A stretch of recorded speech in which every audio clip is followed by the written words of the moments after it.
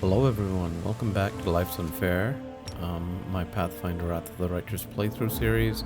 Well, Today's episode we're continuing in the market. We just crossed over you require my by unbiased passing opinion? an athletics check, so now we're over on this Save the side. last one for me. And first encounter, so I did return back to Defender's Heart to get rid of blindness on my main character on Razor Fiend because that was proving to be Cover me, all right? pretty detrimental I'll to my cut you wide open. 50% mischance, and yeah, definitely not something that was working.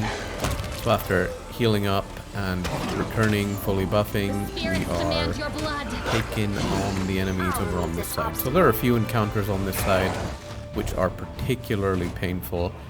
But we do manage to get through a lot of them by cheesing them in various ways. So there are some creative cheeses on display in this episode, especially for the encounter to my right up the ramp there, and then there's another encounter ahead of me.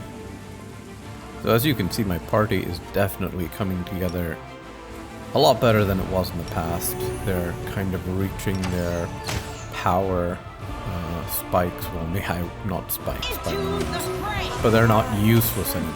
Like, everyone has a role to play, and everyone is able to contribute decently, even if they're not, contributing optimally. For example, Volgriff, he's much better with his daggers being up in melee range.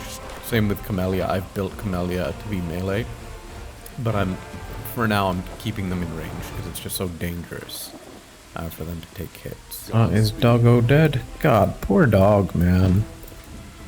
He is such a trooper. Such a trooper. So we do try the encounter directly in front of us here a couple of times, but it turns out to be rough because there's a summoner here and the mage just spams spells. So it's terrible. And the way we do end up tackling this encounter is cheesy AF.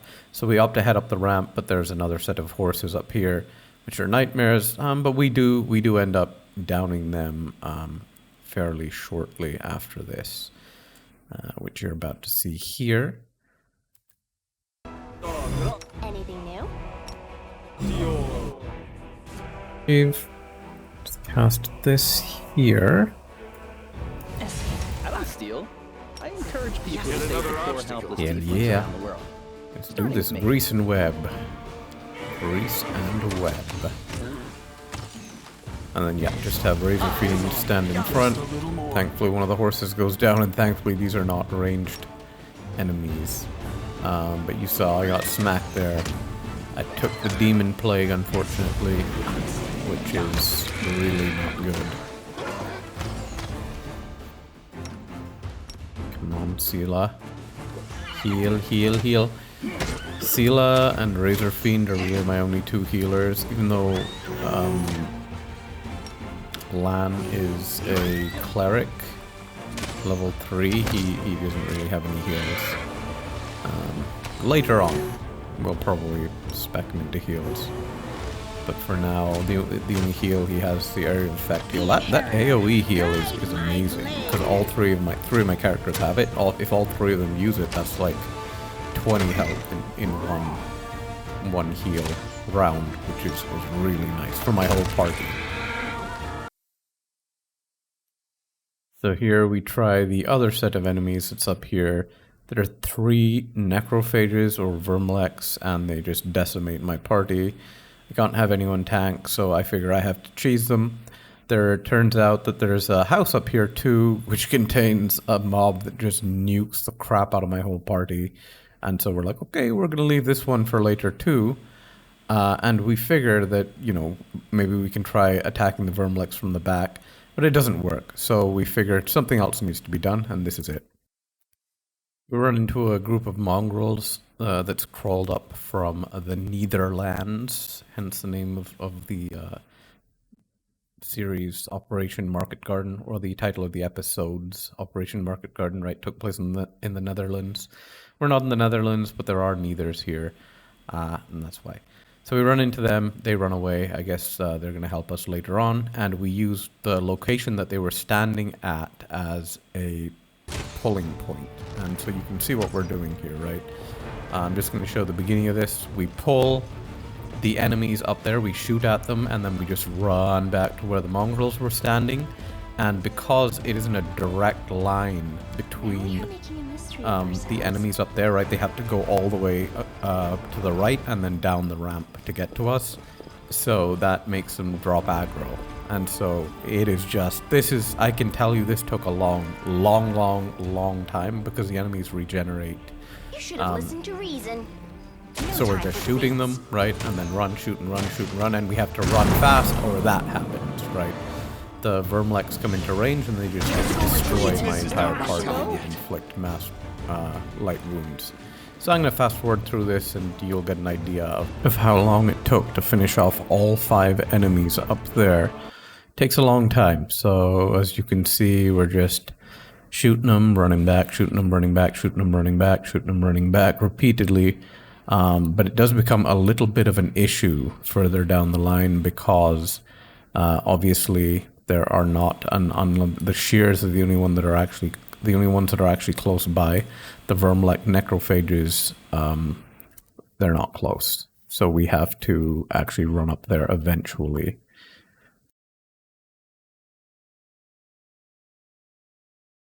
Save the last one for So after one unsuccessful attempt running up with Woljif and just trying to grease him down, we just go up. I just go up with the entire team, run Razor Fiend at the forefront, and then we tank him, right? Because Razor Fiend can take a few hits of the mass light wounds without dying, and that prevents them, if he stands in the front, that prevents them from spamming it on my entire party.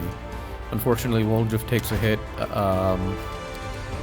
Not Woljif, sorry, Lan takes a hit because his range is less than everyone else. He has that feat turned on that increases damage at the cost of 20 feet of range. Stab you or zap you? Why not both? You won't survive. So he does get hit, but it's okay. We down one of them pretty quickly, and then we have one of them left, and I turn on turn-based mode just because, right, Razor Fiend is almost dead. He's basically one hit away from dying. And then I turn it off, you know, when I believe that we can kill it in one hit, but unfortunately everyone's attack timer gets sent back to hell when I turn it off. But thankfully we are able to take it down. I will tell you that this encounter is bad, but it is not the worst encounter over on this side. So the encounter at the bottom of the ramp was kind of bad, but definitely manageable. You can use the guards, so you can pull any of these encounters back to the guards at the entrance to this area, and they'll help. But I do not recommend doing that for any of the encounters. So not the first one at the bottom of the ramp, not this one at the top of the ramp, definitely not the horses. I recommend you use them for this next encounter that is coming up because it was horrible and I had to cheese it like crazy. We're going to fast forward through a lot of the attempts here. And so again, I'm doing the same thing. You know, I know what I have to do here. I have to pull them and use this ramp as kind of a tower defense thing to kite them. So we drop aggro. But there's an issue already, right? I can't pull them with a bow shot. The only way I can pull them is with Camellia, with her entanglement. And so that's what I figure out. We're going to fast forward through this because it's long. It's long. You'll see what I'm talking about. So at first I tried just pulling them regularly. My first time trying it, I didn't think about Camellia. So I just try pulling them and fighting them conventionally. It's clearly not working. My party is just standing here. I'm just trying to figure out what to do, right? I'm thinking about, all right, how are we going to do this? What are we going to do here? Right? So I'm thinking we can either pull them back to the guards directly, we can pull them over to the side, or we can do this. So this is my final, the final solution that I come up with. Pull them with entangling roots, and then run everybody into the corner, right? Get a few shots in, run to the corner. But it's actually really tough because of the way the ramp is shaped. So when they hit the bottom of the ramp, they will be in aggro range of you for the entire duration, the time they're running up the ramp. So the only way to drop aggro is to run, to be back in that left corner a good amount of time before they even reach the ramp. So I think you can optimize this a little bit if you put down 2 entanglements, right? You put down 1 sickening entanglement directly on them, and you put down another one on the ramp. That'll give you a lot more time to run away. And I do eventually end up doing this, but you can see it is a nightmare process. It's everyone stand in the corner, shoot, stand in the corner, shoot. And by saving during, when I run back before the enemies reset, you can see that they don't reset the whole way back. So it makes it so that obviously if they did reset the whole way back, it would be bad, because then I'd run out of entanglements eventually to pull them, and I wouldn't be able to pull them.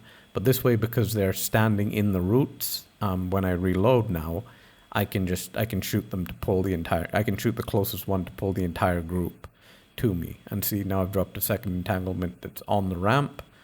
But this is a bit of a problem, right? The Schir keeps, I'm not able to drop aggro, and it runs up to me. It's a really, I can say this is a very nerve-wracking experience, because you shoot it, and then you run into the corner, and you're just spamming the stealth button. You're like, please, please, please, please re-stealth, please re-stealth. And one guy will always be stuck out of stealth. It was always Camellia for me.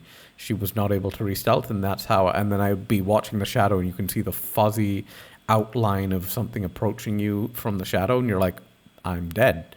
Because it'll get right up to the edge of the shadow, and you're like, okay, if it crosses that boundary into the light, this happens, and I die. And it's rough.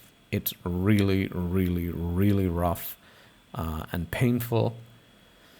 But in the very end, after countless attempts, we do manage to down the 2 Schirs, and then we're left with the casters, which is, you can see here. And the summoner guy, he just summons dogs and lizards and wolves endlessly. And they're permanent. They don't die. They don't expire. They last forever. Even if he dies, they stick around. So it is rough. And he turns invisible and summons from Invis too. So here, right, we're finally done with the Schirs, and then the cultist Evoker also goes down here, and then we're running back into the corner to stealth. This is not the end of the fight. I just wanted to show this because this marks a kind of a turning point, or an important point in the process where we finally made a good amount of progress. So save here, and then I'm gonna fast forward through the rest of it. So I'll just show you what we have to deal with, and then we'll start fast forwarding. Can we retreat already? So right, Cover me, there's all right? another Schir down there, and so you can see what's going on. This is a little bit of an interesting situation.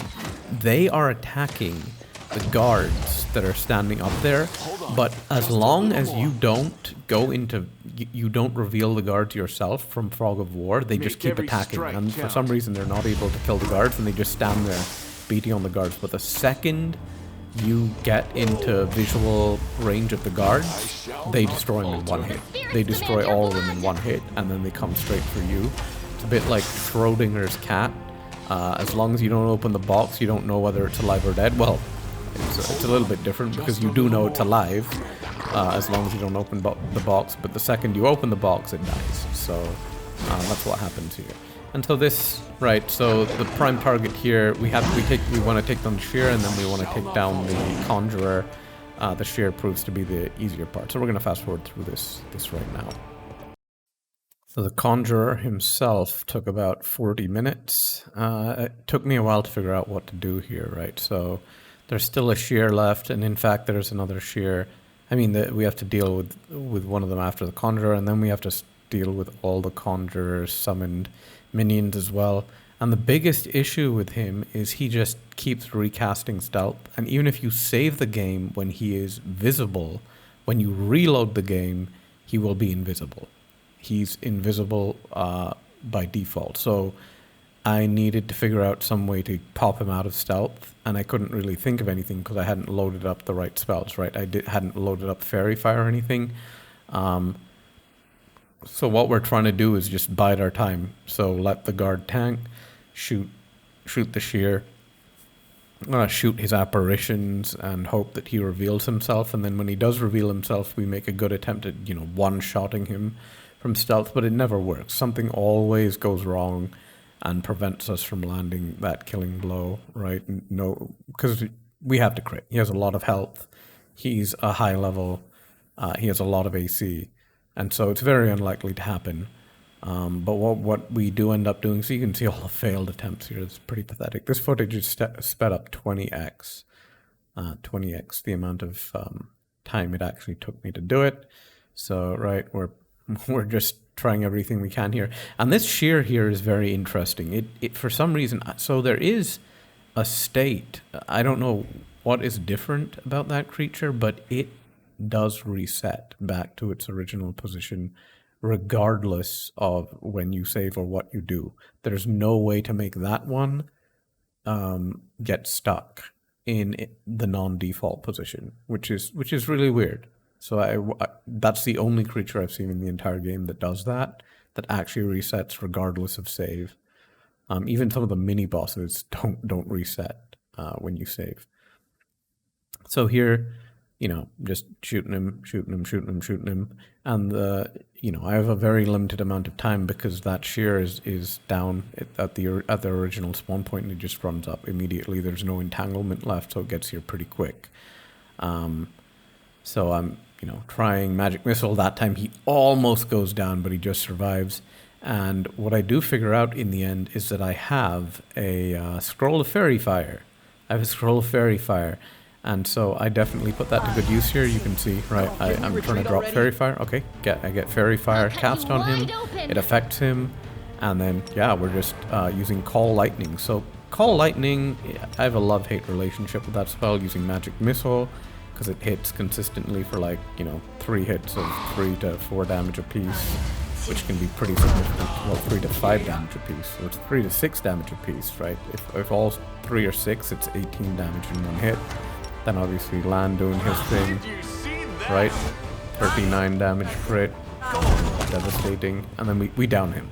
So he's dead, and we run away. So now we have to get into that corner and pray that the Schir does not make it to us before we are able to re-stealth. So you can see it's coming, the monitor lizards are coming, everyone is coming. If this does not succeed, then we're basically back to the drawing board. Right, I'm just spamming stealth. Camellia is actually the only one to go into stealth for once. And you can see how it's there. It worked. I'm just spamming it, and one by one they're able to enter stealth, put away their weapons, and then we're set. So it's like celebration. Took a long time. Gonna fast forward through a bit more here. So the last target is that Schir that doesn't really reset, so we got to figure out a way to take it out. Well, not just the Schir, but obviously the guys summons as well. They don't die, they don't drop loot, and they don't give EXP, so it really sucks. But we do take them down pretty handily, and then it's just a Schir left, and we end up just, tanking him in place and taking him down that way. Following that, we do end up going back to base, resting and resetting. I have cut that part out of the video entirely. Then we come back to it, and here we head into the house. And so this time, mega buff up. And this is a bit of a tough encounter as well, because the enemy that just it just nukes the hell out of your party. So if it casts a spell on anyone who is anywhere near anyone else, it just bounces to them and just does massive damage, can one-shot my entire party almost.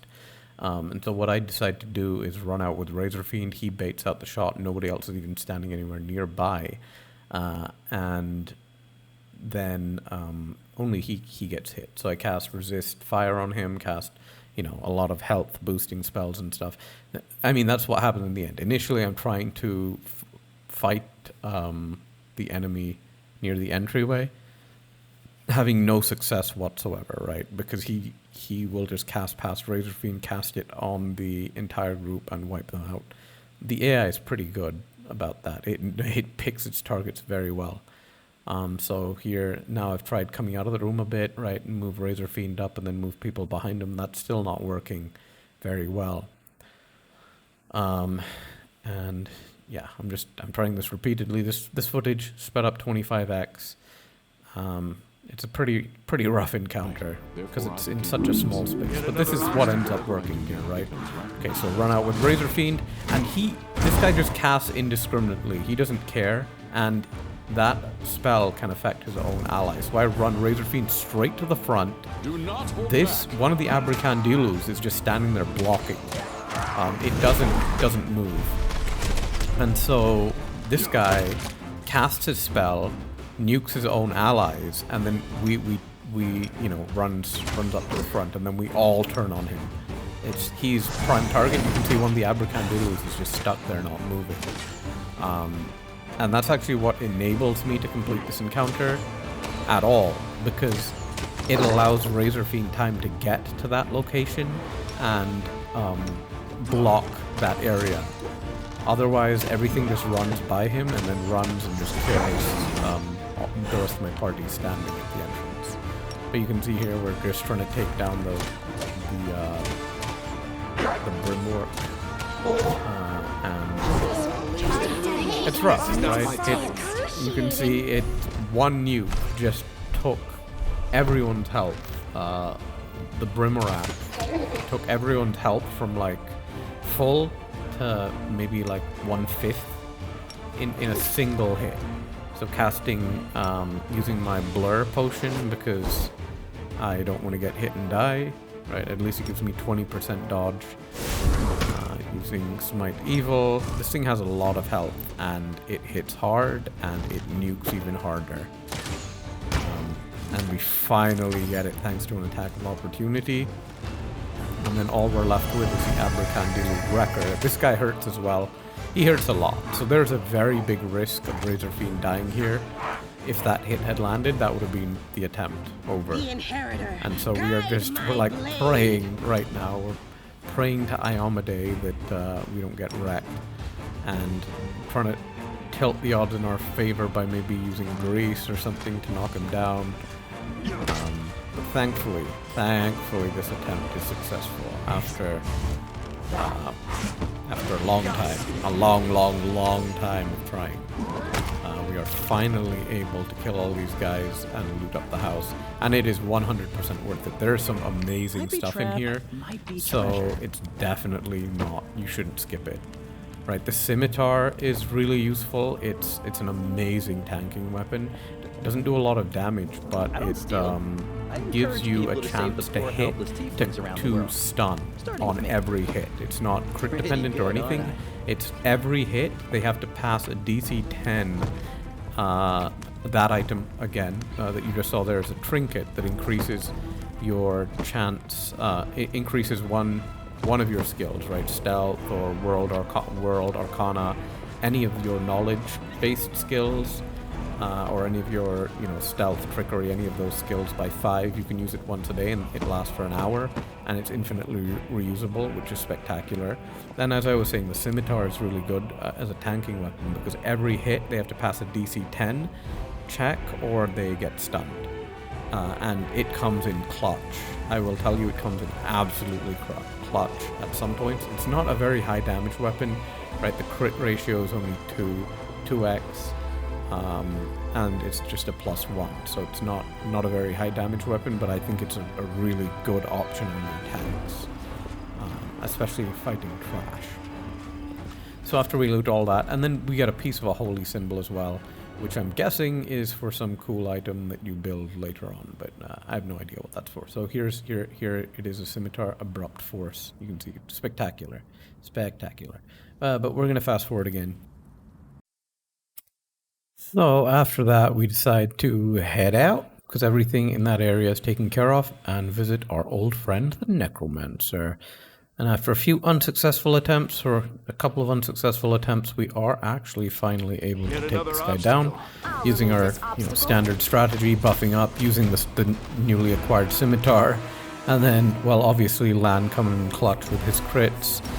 Magic Missile is amazing, right? I hadn't been using that as often as I should have. I'm using Grease as usual to hopefully knock down the cultists, because they do a lot of damage. Yeah, just hoping it all works out here, because if he's able to cast his nukes and his fear, it really does get pretty nasty. So, right.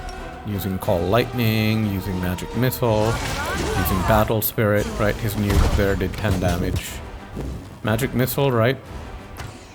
16 damage in a single hit. Call Lightning does 7 damage and she can just infinitely spam Call Lightning on, well, not infinitely, but for like 5 minutes after that she can just keep casting Lightning repeatedly on every turn, which is really good. Now, as I said, I have a love-hate relationship with the spell because as amazing as it is when it works, it like 90% of the creatures that are not humanoid in this game are immune to lightning. Like almost all the bosses I've run into are immune to lightning. Almost all the non-humanoids I've run into, well, a lot of them are just immune to lightning. And so we're not able to use it for any of the really, really important encounters, unfortunately. You should have listened to reason. And yeah, so this encounter goes down pretty quick after that. Again, gonna speed through the next sequence because after this, right, so Glaive, it's nothing special, it's a piece of crap. So gonna speed through this and head on over to the next encounter, which is the Babau. Take 2. It's just speeding along, running back to him. Check out the house on the way there. And so yeah, obviously we do fail a few times. This is a level 7 and it has permanency invis, and it just permanently has stealth attacks or sneak attacks that do massive damage. So it does take a few attempts to get it down, but we do get it down, standing toe to toe with it, which gives me massive hope for the encounter with 2 of them. You brought the wrong mob. So here, run in, fully buffed, cast Light of Angels to bring it out. And yeah, we're beating on it. We're beating on it. It unfortunately does take down Camellia. And it also takes down Woljif. We're both in melee, and it takes down Sela. So it's just Razor Fiend. It's just Razor Fiend, Lan, and Nenyo here. And I'm just hoping, you know, don't land a hit. But we are able to hit it now, right? With haste, we're able to hit it. So one other thing I learned that I just picked it up, right, at the end of the act. I wish I had known this before.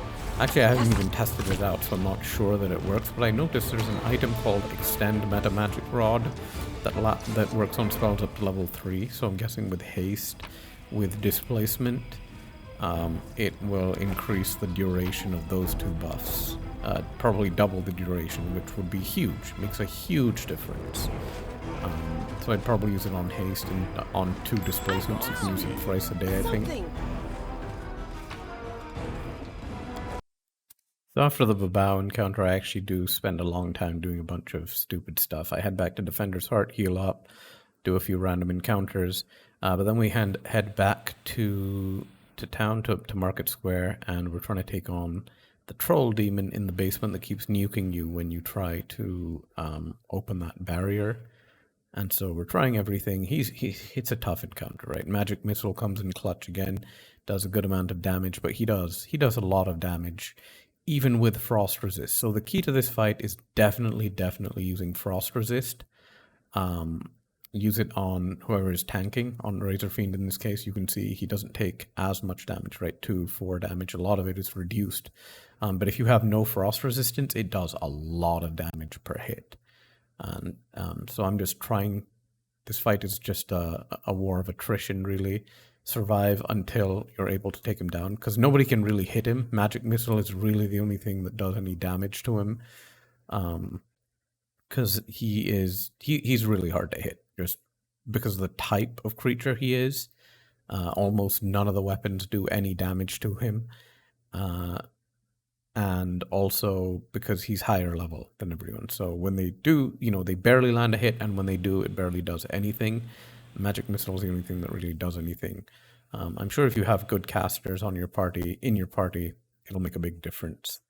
But you can see here, it's just war of attrition. Survive long enough for your party to do the damage. And this is actually what does it. Mega buff and head on down into the basement. So how I reveal him normally is I cast Light of Angels, right? I don't have C-Invis, I don't want to waste a spell slot on C-Invis. So cast haste and displacement when we get into the basement, because they last such a short time. If I had the extended meta magic rod at this point, if I was smart, it only cost 3,000 gold. I really should have bought it. I didn't know it even existed. Our time has The come. extended meta magic rod. It's on the guy that sells scrolls back at Defender's Where Heart. else would I be? But I do have it now, and I'm definitely going to be using it going forward. So here, right, cast Resist Frost. So this is kind of a dumb sequence. You really should be casting everything you possibly can first, short of pulling the guy, and then only at the very end of it cast Haste and cast Displacement, because those only last like 30 seconds. So right, using everything I can, trying to use a curse, but the curse almost never lands. Actually, I don't think I've ever seen it land. Yet. I don't remember what the DC is here. And there, Lan actually does massive damage there. 46 damage in a single hit. Because we've blessed his weapon. We've like dropped all the damage buffs we can on Lan. So he's actually able to penetrate its defenses and do damage to it. So now we're, it's just praying that we can down it before it downs Razor Fiend. Because the second Razor Fiend goes down, everyone else goes down really quick. One other thing that I've learned that I'm not doing here yet is casting Blur on top of Displacement. So that when Displacement drops, Blur takes over. That way you have a little bit of a buffer to cast the next Displacement. And you don't have to overlap the timers or risk dying. Right, you can see Razor Fiend is just going down, because the demon has a good chance to hit. So it's just chipping away, right? Almost dead. It's almost dead. Last magic missile's about to go off in about 1 second. Razor Fiend's at 4 health. 0.2 seconds, 0 seconds. And come on, Nenyo, 2 damage. And we did it. We downed it. We downed the Shadow Demon. It's only 60 EXP, and it drops nothing. Which is actually so sad. 60 EXP and no loot. It's a real slap in the dick. But we are able to finally open up the barrier back here, which is nice. And pick up the loot, which is even nicer. So athletics check. Thanks, Lan. You're so awesome, Lan. Yes, Lan, you are awesome. You are very awesome. And then get some decent stuff here. Right. Not this time. Come on, Camellia. Come on, chameleon. Am I not? It's a composite longbow, so this thing is amazing. It is what finally prompts me to drop the this wicked longbow. It's a +2. So it's not ghost, it's not ghost iron, it's not anything, it's just composite and +2, but it increases Lan's damage by a lot, so it finally replaces Finian the talking weapon. But anyways, we're going to fast forward through this next bit again. So after this, we figure out that the last real encounter in this place is Vrock. So it's finally time to release the hound. So we do release him from his circle, and he subsequently teleports away and destroys a bunch of people. Unfortunately, those innocent crusaders. And so we have no idea what we're up against here, so we do try to take him out, but it's not. Right, we mega buff ourselves, everything, but he's not. He's probably the hardest fight of the chapter by a long shot. Like, if there's no way to take this guy down legitimately at level 5 that I can see. But I do manage to take him down, having said that, eventually. Not legitimately, though. Super cheese. The good thing about Vrock, so for anyone that's thinking of not summoning him, because he doesn't give much EXP, and he doesn't actually drop anything, you definitely do want to summon him, because the Crusaders that he kills, they do drop a Mithril Heavy Shield, which is amazing. It is there. Mithril Heavy Shield +2, probably the best single piece of gear that I have so far. Doesn't affect spell casting as much as a regular heavy shield, not that my main character does cast spells, but yeah, it's definitely worth picking up. So we do pick it up by luring Vrock away. So you can see now Vrock's new location is over here by the house, because I did lead him away with the dog to loot that shield and then save. So now he's up here. And so we put in some good attempts here, right? We're just buffing up everything we got. But it's really, none of it really makes much of a difference. So I am just going to show you guys my attempts here. And we are going to be jumping around quite a bit. So these are my attempts immediately after leading him away, leading him to his new location. And so I'm trying to think of strategies, right? Maybe we can kite him using the tower defense thing, lead him up the stairs, things like that. But the big issue with Vrock is he can teleport. So in addition to his mirror image, which he just spams, he can just teleport straight to the person that he's on. So if you do shoot him, if he was down below you and you shot him, he'd just teleport up to you and kill you. And he has an area of effect spell around him that does like 10 damage every round to everyone who's nearby. And he casts a Screech, which stuns everyone. And mirror image means that even if you land a hit on him, one of his mirror images dies and he doesn't take any damage. The only real damage you can do to him is that first volley of attacks, and it's definitely not going to be enough to take him down. Even land critting will do maybe like 1/4 of his health, and then after that you can't hit him again. And even if you do take down his mirror images, he just casts them again immediately. And so here, we try taking him down, and then we're like, okay, screw this. We're gonna head back to base. We're gonna, talk to the people in the temple of Desna, things like that. And here I'm trying to kite him, right? So I'm kiting him with land, move everyone else out of the way, kite him with land in stealth, but he just teleports. Right? It's like that nothing personnel kid meme, teleports behind you, nothing personnel kid, and then you're dead. Except he doesn't teleport behind you, he teleports in front of you and just rips your face off with his huge bird beak and huge claws. So, yeah. After that, the next strategy that we try here is another interesting one. We decide that we're going to buy up a bunch of scrolls and see what works on him. So I'm buying a ton of scrolls here, right? Scroll of Dispel, Scroll of Ray of Enfeeblement, Blind, Slumber, Summons, the Finger of Death scroll as well, the Disintegrate scroll of Disintegrate, all those types of scrolls. I'm just buying everything. And it cost me everything. It cost me like 17,000 gold. But the goal here is not, I have no intention of keeping these scrolls. I made sure I saved right before buying, and I'm just testing out what works. So casting Enervation to lower his level, casting Disintegrate to hopefully disintegrate him, but it's not working. Summon a Greater Fire Elemental, turn my characters into dragons, right? It's not working. Dragonkind lands 0 hits. It's like Tarandula versus Discari all over again. Do literally 0 damage. So I'm trying different characters in dragon form, and nobody can land a hit. The Greater Fire Elemental cannot land a single hit or do any damage. The only damage that I ever really managed to do here is with the Finger of Death scroll, the Disintegrate scroll, on the first hit before he starts combat.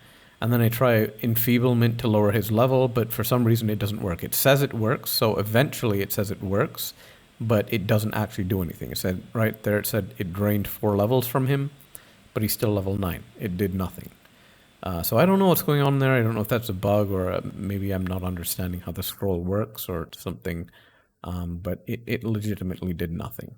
So after all those attempts, this is another set of attempts that took place a little later on in my playthrough. So after I've done a bunch more stuff, after I have taken out the succubus and most of the other... Actually, this is the last set. This is the last part of my entire Act 1 before the Grey Garrison.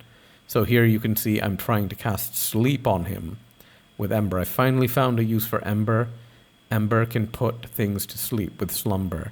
Now this is absolutely terrible, I will tell you, because the DC on Slumber by default is 16, and his save is 16. So you have to roll. So if you're stuck at the default DC, you literally cannot put him to sleep. But I picked up an alluring headband of charisma, which adds 2 charisma. I equipped it on Ember, and that ups the DC to 17. So 1 in 20 slumbers will put him to sleep. Now, when he's asleep, you have to land a coup de grace on him. And Razor Fiend is my strongest character. So without buffs, his chance, I think, was around 25% for the coup de grace. But when I fully buffed him up with everything, right, you can see I'm buffing him up with Bull Strength, a bunch of buffs here, right? Because I have no intention of tanking this guy toe-to-toe, but this is just purely to buff my chance of landing a coup de grace. So here you can see it failed, but it was a 37 damage crit. And I'm just spamming slumber, load, slumber, load, slumber, load, slumber, load, slumber, and then when it works, try coup de grace, fail, load, and then just keep doing it. So here, I finally get it down. Right, slumber, it works. Razor Fiend goes in for the coup de grace. Make sure you move all your characters away because they'll shoot him immediately after slumber and wake him up. And coup de grace works. That is it. That is the last bit of content in Act 1. The rest of it, like the Succubus and then all those other good fights, the Cambion Alchemist and the Mimics and all that, they're going to be in tomorrow's video, where I show all the cleaning up of Act 1 stuff. But that stuff actually all took place before this final attempt on Vrock. So this actually took place very recently. And so after taking down Vrock, I just decided, I'm going to go check out because he didn't drop anything, which is pretty sad. I mean, the Mithril Shield is definitely a good reward, but I'm like, surely there has to be some loot. So I run back to his place, check it out, and all that stuff. And yeah, I mean, that's basically it for the rest of the video. Obviously, there's nothing in there. Unfortunately, no hidden rewards left in his summoning circle. He doesn't leave you a nice note saying, yeah, thanks for freeing me and killing me, blah, blah, blah. Nothing like that. So that's basically it. Thank you guys for joining me. Tomorrow I'm going to upload the video where I clear up the rest of the act. That is the Succubus, the 2 Babaus, and basically everything else. And then after that, it'll be the Grey Garrison. I'll see you guys in the next one. That's going to be it for me, boys and girls. Please remember to like, comment, and subscribe if you enjoy this type of content. And don't forget to hit that bell notification on your way out. Have a wonderful day wherever you are. Razor Fiend, signing out.